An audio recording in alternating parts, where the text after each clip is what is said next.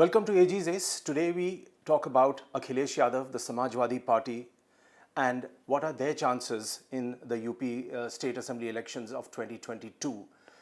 He is, let's admit, he is still a challenger and he has to face and take on the might of the BJP.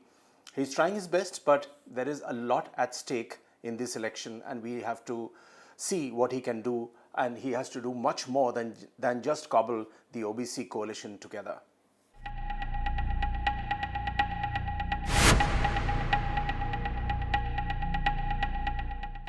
Now, a major chunk of the OBC bloc, it usually went with the Samajwadi Party, and it was part of the social engineering process and identity politics, which was triggered by the wily patriarch Mulayam Yadav, whom I've met in the past many times and have had a close interaction with him. So what he did was he introduced the catchphrase social justice, and in the 90s the Mandal Commission report was also implemented, which gave impetus to what he was trying to do.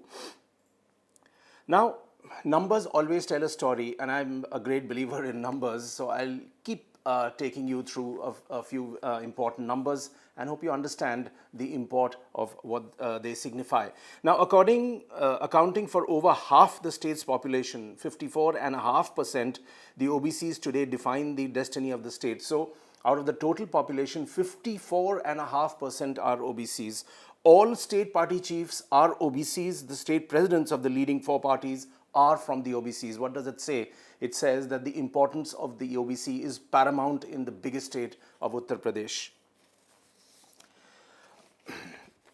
Sticking to Akhilesh, he's doing a couple of things right. He has been giving tickets very judiciously. I spoke to some of my contacts also in Lucknow, and they also corroborated the fact, besides the trip that I made, that he's looking at winnability this time, very closely giving the tickets judiciously. He has kept his distance even from his own family to avoid the tag of parivarwaad, which he can't totally escape. He's patched up with his uncle Shivpal Yadav, which last time, if you remember, there was a huge problem. There were open spats and it was seen as this is a Yadav family which is unable to carry the legacy of Mulayam Singh Yadav forward. He has done a very good task of basically cementing his relationship with Shivpal. Another important point is that he's rarely seen in public in the company of Muslim leaders. They don't have a problem at all, but these are certain gestures being made. Why? Because SP has been accused in the past many times of minority appeasement. His father, Mulayam Singh Yadav, was given the tag Maulana Mulayam, and that alienated the upper castes to a huge extent from the Samajwadi Party. This time Akhilesh is being very, very careful in not letting that happen. What I find also interesting is that he has also adopted a soft Hindutva approach so as not to alienate the upper caste voters, yet his dependence on the OBC factor is paramount and he can't escape that. Akhilesh is claiming he would form the government alone with a big caste consortium on his side under the banner of Samajik Nyay or social justice. But Akhilesh also knows that he has to offer the umbrella of a wider social acceptance. The traditional base always was the MY combination, Muslim Yadav combination, and he would try and attract the non-Yadav OBCs to the best extent possible with varying degrees of success and failure. This time, I noticed that there is a change in that pattern. So, it is interesting to note.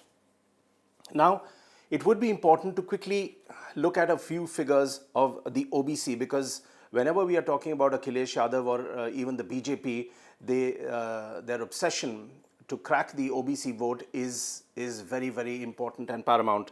Available estimates say the state is roughly made up of 25 to 27% general castes, 39 to 40%, up to 40% are OBCs, and that is so important. 16 to 19% are Muslims.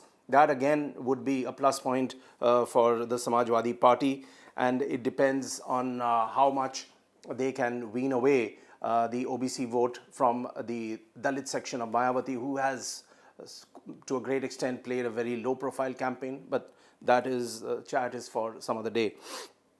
Now, important to note that there are 5 main voting groups in UP: upper castes, Muslims, non-Yadav OBCs, Yadavs and Jatavs. That sort of wraps it up. Akhilesh now says that the caste bank of the BJP has splintered. So this is a direct attack. And he says this is reflected in MPs and other OBC prominent leaders moving to the SP. In fact, at some point, he said that I don't want to accommodate anymore. Whatever damage has to be done to the BJP has already been done by this segment. One of the important names of the OBC leaders is Swami Prasad Maurya, and with him came Dara Singh Chauhan. Now, Swami Prasad Maurya, of course, the BJP retaliated by saying that, you know, these people have lost their efficacy and we don't really need them. But Swami Prasad Maurya is a very important leader in the East UP belt, and he is said to have influence in about 50 to 60 assembly constituencies. An interesting part is Swami Prasad Maurya himself said that when he sided with Mayawati, she came to power in UP in 2007. When he switched to the BJP, the party ended its exile in 2017, and he himself, of course, says that he's considered a big face in OBC politics. Whether you buy that or not is another question. But coming to the opposition, one of the biggest points in this campaign, when you talk about OBC leaders, is none other than what the BJP itself says, the tallest OBC leader ever in this country, which is Narendra Modi himself. But if you see the pattern of other prominent BJP leaders from the OBC segment who've come up in time, of course, Narendra Modi, Kalyan Singh, former Chief Minister, Shivraj Singh Chauhan, the current Chief Minister in Madhya Pradesh, Uma Bharti, the former Madhya Pradesh Chief Minister, Gopinath Munde, who's passed away, and Sushil Kumar Modi, who was a Deputy Chief Minister in Bihar for quite some time, and of course a very prominent face in OBC politics. So when you look at to wrap this up, when you look at the alliances, alliances also play a very important part. There again, Akhilesh Yadav has played a couple of good hands. One is Jayant Chaudhary of the RLD. He has Apna Dal. He also has Rajbhar.